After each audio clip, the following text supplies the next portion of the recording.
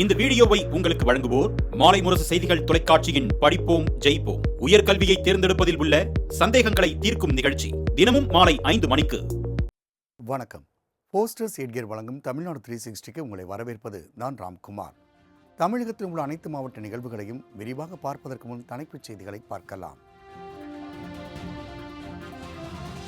கிருஷ்ணகிரி மாவட்டம் போச்சம்பள்ளி அருகே புதிதாக அமைக்கப்பட்ட தார் சாலை ஒரே மாதத்தில் பெயர்ந்து வரும் அவலம். மீண்டும் சாலையை சீரமைக்க வேண்டும் என பொதுமக்கள் வலியுறுத்தல். கரூர் மாவட்டம் குளித்தலை அருகே சூறைக்காற்றுடன் பெய்த கனமழையினால் சுமார் 800க்கும் மேற்பட்ட வாழை மரங்கள் முறிந்து சேதம். அறுவடைக்கு தயாரான வாழைகள் சாய்ந்ததால் விவசாயிகள் கவலை.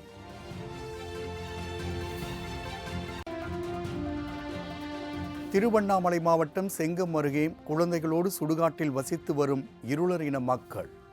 வீட்டுமனை வழங்கி வீடு கட்டித்தர வேண்டும் என அரசுக்கு கோரிக்கை.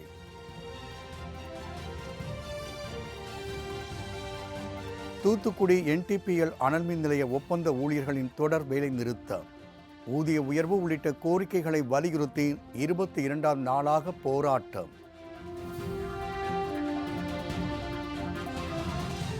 கோடை விழாவிற்கு தயாராகி வரும் உதகை ரோஜா பூங்கா. பல்வேறு வடிவங்களை அமைக்கும் பணியில் பூங்கா ஊழியர்கள் தீவிரம்.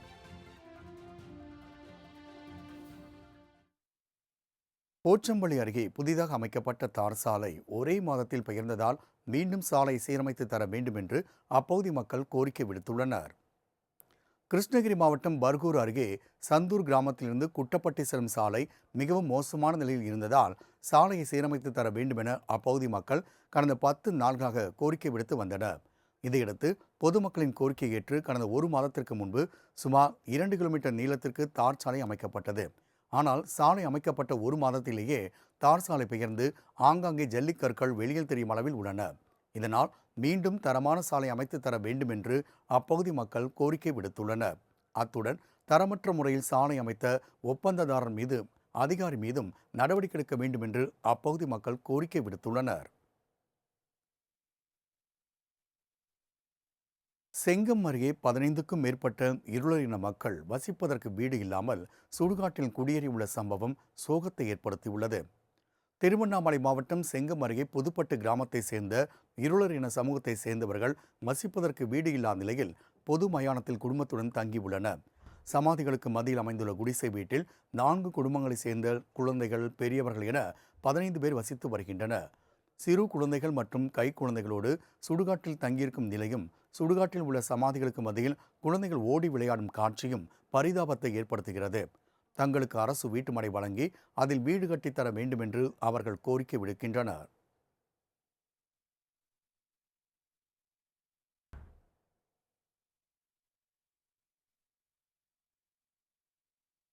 குளித்தலை அருகே சூறைக்காற்றுடன் பெய்த கனமழையினால் சுமார் 800க்கும் மேற்பட்ட வாழை மரங்கள் முறிந்து சாய்ந்ததால் விவசாயிகள் கவலை அடைந்துள்ளனர்.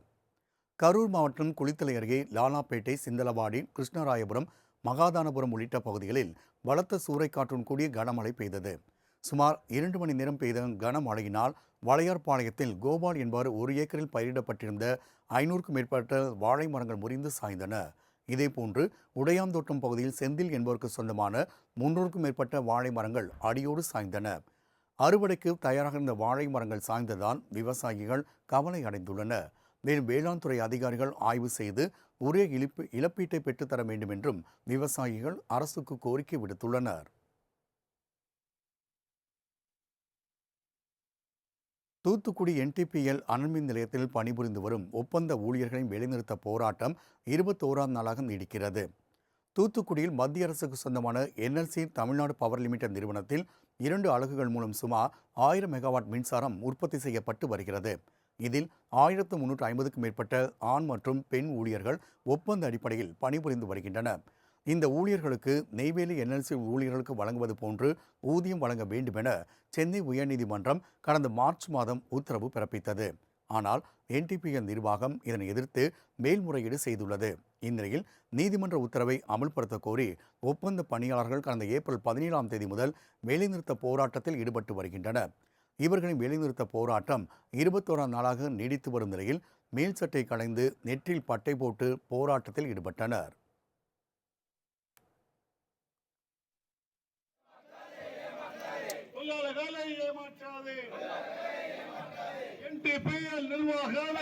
நீதிமன்ற தீர்ப்பினை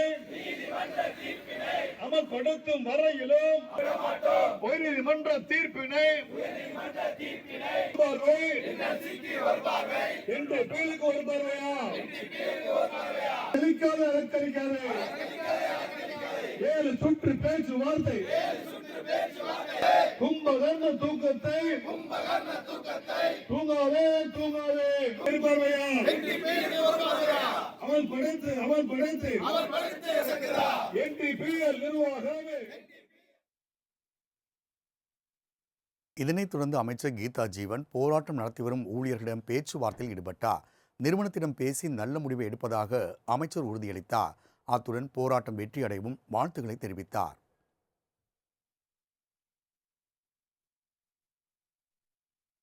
கோடை விழாவை ஒட்டி உதகை ரோஜா பூங்காவில் ரோஜா மலர்களை அலங்கரிப்பதற்கான பல்வேறு வடிவங்கள் தயாராகி வருகின்றன.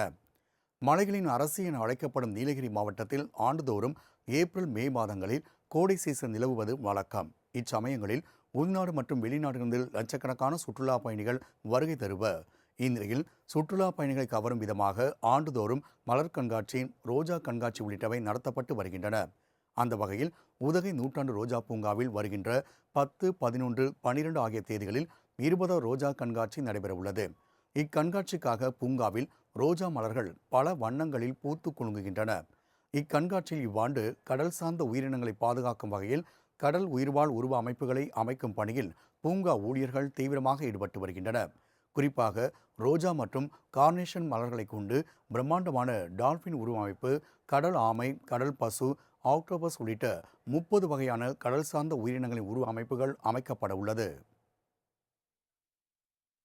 நாமக்கல்லில் மின்வாரிய அலுவலகத்திற்கு தாம்பூல தட்டுடன் மனு அளிக்க வந்த சம்பவம் பரபரப்பை ஏற்படுத்தியது. நாமக்கல் மாவட்டம் பொட்டிரெட்டிப்பட்டி பகுதியில் சாலையோரத்தில் உள்ள மின்கம்பத்தை அகற்றக் கோரி அப்பகுதியை சேர்ந்த சமூக ஆர்வலர் ஒருவர் நாமக்கல் மின்சார வாரிய செயற்பொறியாளர் அலுவலகத்தில் கடந்த ஆண்டு புகார் மனு ஒன்றை அளித்துள்ளார். ஆனால் ஓராண்டு ஆகியும் புகார் மனு மீது அதிகாரிகள் நடவடிக்கை எடுக்கவில்லை என கூறப்படுகிறது. அத்துடன் உரிய விளக்கமும் அளிக்காத நிலையில் சமூக ஆர்வலர் நாமக்கல் மின்வாரிய செயற்பொறியாளர் அலுவலகத்திற்கு தாம்பூல தட்டோடு மனுவை கொண்டு வந்து மனு அளித்தார். அந்த மனுவில் மின்கம்பம் குறித்து புகார் அளித்தும் எந்த நடவடிக்கை எடுக்காமல் அலட்சியமாக இருக்கின்றனர் என்றும், எனவே உரிய மரியாதையோடு மனு அளிப்பதாகவும், சாலை ஓரத்தில் போக்குவரத்துக்கு இடையூறாக உள்ள மின்கம்பத்தை கள ஆய்வு செய்து அகற்ற வேண்டும் என்றும் கோரிக்கை விடுத்தார்.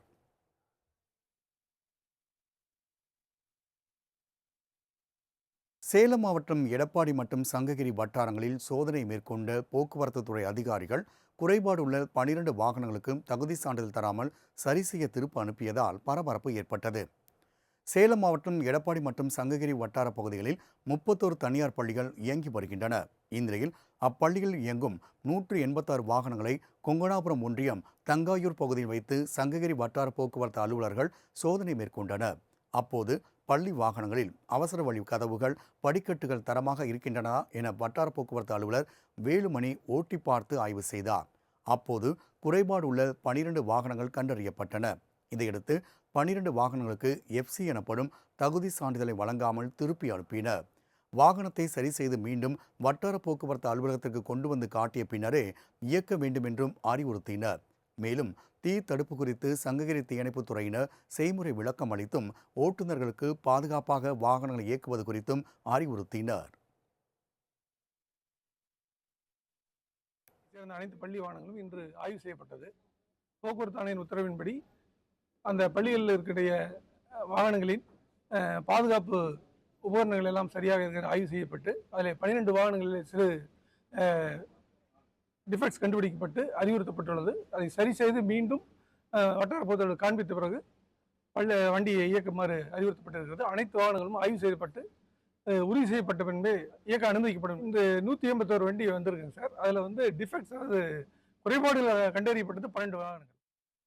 31 போஸ்டர்ஸ் எட்கர் வழங்கும் தமிழ்நாடு 360 அடுத்து வருவது ஊர் நிகழ்வுகளை விரைவாக வழங்கும் உள்ளூர் எக்ஸ்பிரஸ்.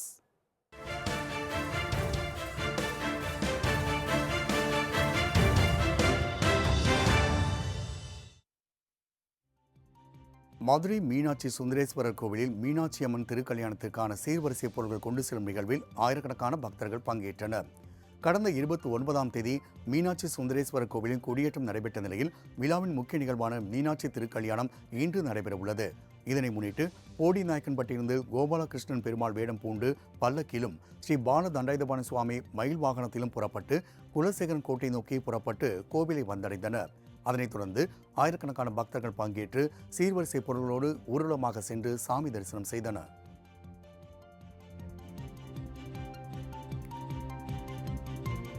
திண்டுக்கல் மாவட்டம் வத்தலகுண்டு முத்துமாரியம்மன் கோவில் வைகாசி திருவிழாவை முன்னிட்டு கொடியேற்றம் வெகு விமர்சையாக நடைபெற்றது.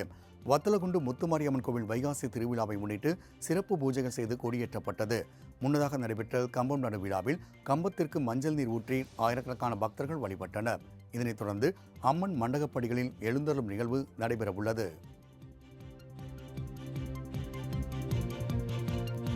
புதுக்கோட்டை மாவட்டம் கரம்பக்குடி கருப்பர் கோவில் திருவிழாவிற்கு வருகை தந்த பக்தர்களுக்கு இஸ்லாமியர்கள் வெஜ் பிரியாணி வழங்கிய நிகழ்வு நெகிழ்ச்சி ஏற்படுத்தியது.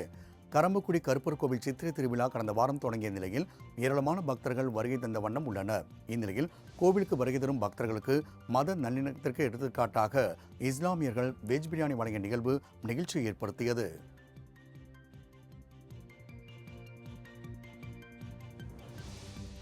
கன்னியாகுமரி மாவட்டம் நாகர்கோவில் அருகே மலைப்பாம்பு குட்டிகள் ஆங்காங்கே இறந்து கிடந்ததால் அப்பகுதி மக்கள் அச்சம் தெரிவித்தனர்.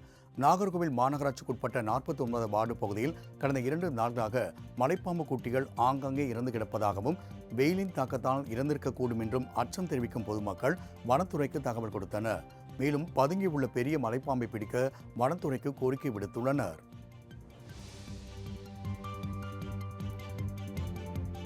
சிவகங்கை மாவட்டம் சிங்கம்புணரி அருகே கடையேழு வள்ளல்களில் ஒருவரான பாரி ஆண்ட பரம்புமலை என்னும் பிரான் மலையில் கடந்த 1ஆம் தேதி சித்திரை திருவிழா துவங்கியது. அதனைத் தொடர்ந்து 7 நாட்கள் முல்லைக்கு தேர் வழங்கிய பாரி மன்னனை நினைவுகூரும் விதமாக பாரி மன்னன் வலம் வந்த தேரை வழங்கிய நிகழ்ச்சி நடைபெற்றது. அதனைத் தொடர்ந்து குடிமக்களுக்கு படியரிசி வழங்கும் நிகழ்வு நடைபெற்றது. இதில் பொன்னம்பல அடிகளார் குடிமக்களுக்கு படியரிசி வழங்கி சிறப்பித்தார். நிகழ்வில் அனைத்து கிராமத்தைச் சேர்ந்த குடிமக்கள் கலந்து கொண்டனர்.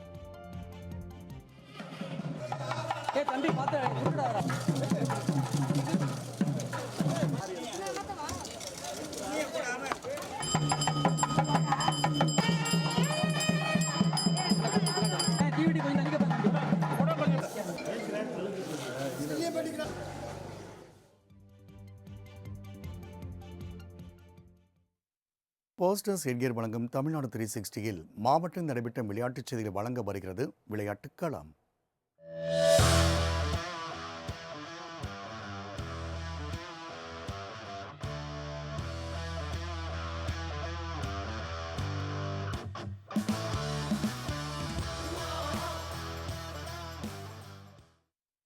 கடலூரில் மேசைப்பந்து விளையாட்டு பயிற்சி மையத்தை திறந்து வைத்து மாவட்ட ஆட்சியர் விளையாடி மாணவர்களை ஊக்கப்படுத்தினார். தமிழ்நாட்டில் உள்ள மாவட்டங்கள் பிரபலமாக உள்ள விளையாட்டுகளில் கூடுதல் கவனம் செலுத்தி அப்பகுதியை சேர்ந்த விளையாட்டு வீரர்கள் வீராங்கனைகளுக்கு பயிற்றுநர்களை கொண்டு பயிற்சி அளிக்க திட்டமிடப்பட்டுள்ளது. அதன்படி கடலூர் மாவட்டத்தில் உள்ள அண்ணா விளையாட்டு அரங்கில் மேசைப்பந்து பயிற்சி மையத்தை கடலூர் மாவட்ட ஆட்சித்தலைவர் சிபி ஆதித்யா செந்தில்குமார் தொடங்கி வைத்ததோடு இப்பயிற்சி மையத்தில் தேர்வு செய்யப்பட்ட 40 மாணவ மாணவிகளுக்கு விளையாட்டு உபகரணங்கள் மற்றும் சீருடைகளையும் வழங்கினார். மேலும் மாணவர்களோடு விளையாடி அவர்களை ஊக்குவித்த ஆட்சியர் தொடர்ந்து பயிற்சியில் ஈடுபட வேண்டும் என்று அறிவுறுத்தினார். இந்நிகழ்ச்சியில் கடலூர் மாவட்ட விளையாட்டு அலுவலர்கள் மற்றும் பயிற்றுநர்கள் மாணவ மாணவிகள் கலந்து கொண்டு விளையாட்டு வீரர்களை உற்சாகப்படுத்தினர்.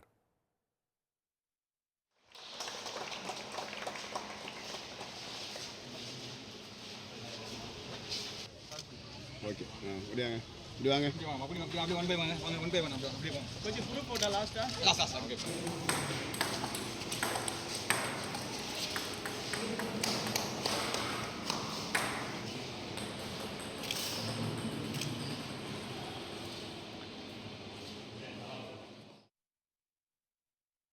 சிவகங்கை மாவட்டம் காரைக்குடி அருகே பள்ளி மாணவ மாணவியருக்கான மாநில அளவிலான கைப்பந்து போட்டியில் ஏராளமான மாணவர்கள் பங்கேற்று தங்களது தனித்திறமைகளை வெளிப்படுத்தினர். சிவகங்கை மாவட்டம் விசாலாயன் கோட்டை பகுதியில் சேது பாஸ்கரா வேளாண்மை மற்றும் ஆராய்ச்சி கல்லூரி இயங்கி வருகிறது. இக்கல்லூரியில் 19 வயதுக்குட்பட்ட பள்ளி மாணவ மாணவியருக்கான மாநில அளவிலான கைப்பந்து போட்டி நடைபெற்றது. இப்போட்டியானது அக்கல்லூரியின் தாளாளர் குமணன் மற்றும் கல்லூரி நிர்வாகத்தினர் சார்பில் ஏற்பாடு செய்யப்பட்டது. இந்நிலையில் போட்டியை தெற்கு ரயில்வே முன்னாள் இந்திய கைப்பந்து வீரர் கோவிந்தராஜன் கலந்து கொண்டு தொடங்கி வைத்தார். இப்போட்டியில் கலந்து கொள்ள ஏற்கனவே மாவட்ட அளவில் நடத்தப்பட்ட போட்டியில் தேர்வான மாணவ மாணவியரின் அணிகள் பங்கேற்று விளையாடின. தொடர்ந்து 2 நாட்கள் நடைபெறும் இப்போட்டியில் வெற்றி பெறும் பள்ளிகளுக்கு கோப்பைகள் மற்றும் ரொக்க பரிசுகளும், சிறப்பாக விளையாடும் சிறந்த வீரர் வீராங்கனைகளுக்கு சிறப்பு பரிசுகளும் கோப்பைகளும் வழங்கப்பட உள்ளன. இந்நிலையில் மாணவ மாணவிகள் தங்களது திறமைகளை வெளிப்படுத்தும் விதமாக சிறப்பாக விளையாடும் முயற்சியில் ஈடுபட்டுள்ளனர்.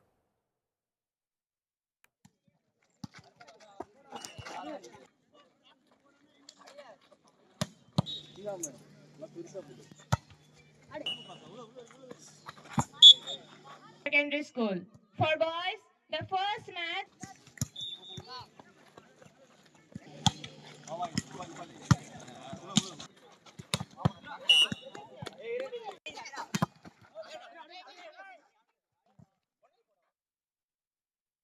லோட்டஸ் ஸ்போர்ட்ஸ் அகாடமி சார்பாக நடத்தப்பட்ட மாநில அளவிலான வில்வித்தை போட்டியில் மாணவர்கள் பங்கேற்று தங்கள் திறமைகளை வெளிப்படுத்தினர். திண்டுக்கல் மாவட்டம் கொடைக்கானலில் அரசு பள்ளி இயங்கி வருகிறது. இந்நிலையில் அப்பள்ளியில் உள்ள மைதானத்தில் லோட்டஸ் ஸ்போர்ட்ஸ் அகாடமி சார்பில் வில்வித்தை மற்றும் சிலம்ப போட்டி நடத்தப்பட்டது. மாநில அளவில் நடத்தப்பட்ட இப்போட்டியில் 8 வயது முதல் 19 வயது வரை உள்ள மாணவ மாணவிகள் கலந்து கொண்டனர். 4 பிரிவுகளாக நடத்தப்பட்ட இப்போட்டியினை கொடைக்கானல் நகரமன்ற தலைவர் மற்றும் நகரமன்ற துணைத் தலைவர் கலந்து கொண்டு தொடங்கி வைத்தனர். தொடர்ந்து போட்டியில் மாணவ மாணவிகள் ஏராளமானோர் கலந்து கொண்டு தங்கள் திறமைகளை வெளிப்படுத்தினர். வில்வித்தை போட்டியில் கலந்து கொண்ட அனைவருக்கும் சான்றிதழ்கள் வழங்கப்பட்டன. அதனைத் தொடர்ந்து வெற்றி பெறுபவர்கள் இறுதி ஆட்டத்திற்கு தெரிவு செய்யப்பட்டு அவர்களுக்கு பரிசுகள் வழங்கப்படும் என்பது குறிப்பிடத்தக்கது.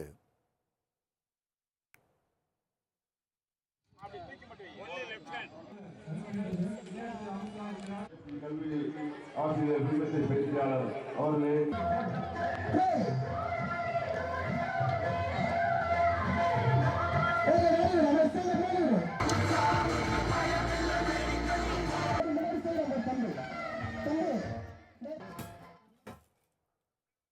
அகில உலக சிலம்பாட்டம் மற்றும் தற்காப்பு கலைக்கான போட்டியில் தங்க பதக்கங்களை வென்ற வீரர்களுக்கு பொதுமக்கள் உற்சாக வரவேற்பு அளித்தனர். கோவாவில் பட்டா என்ற இடத்தில் 3 நாட்கள் நடைபெற்ற அகில உலக சிலம்பாட்டம் மற்றும் தற்காப்பு கலை போட்டியில் வெற்றி பெற்ற தேனி மாவட்ட ஆதிபோகர் சிலம்ப அகாடமி சார்பில் மாஸ்டர் காளிதாஸ் தலைமையில் 35 மாணவர்கள் மாணவிகள் கலந்து கொண்டனர். இதில் மாணவ மாணவிகள் சிலம்பு, மான்கொம்பு, சுருள்வாள், வேல்கம்பு வீச்சு உள்ளிட்ட தற்காப்பு கலை போட்டியில் பங்கேற்றதோடு 30 தங்கப் பதக்கங்களையும் 5 வெள்ளிப் பதக்கங்களையும் பெற்று முதலிடத்தை பெற்றனர். இந்நிலையில் யோகேஷ் என்ற மாணவன் 4 தங்கப்பதக்கம் பெற்றதோடு ஒழுக்கம் அணுகுமுறையில் 2வது பரிசும், இந்திய அளவில் முதல் வெற்றி அணிக்கான பரிசையும் பெற்று அசத்தினார். இதையடுத்து கோவாவிலிருந்து திரும்பிய மாணவ மாணவிகளை போட்டியில் அவரது பெற்றோர் மற்றும் பொதுமக்கள் மாலை அணிவித்தும் சிலம்பம் சுற்றியும் மேளதாளங்களோடு சிறப்பான வரவேற்பு அளித்தனர். மேலும் இம்மாணவர்களுக்கு பயிற்சிகள் அளித்து வெற்றிக்கு உறுதுணையாக இருந்த மாஸ்டர் காளிதாஸுக்கு பெற்றோர்கள் தங்கள் பாராட்டுகளை தெரிவித்தனர்.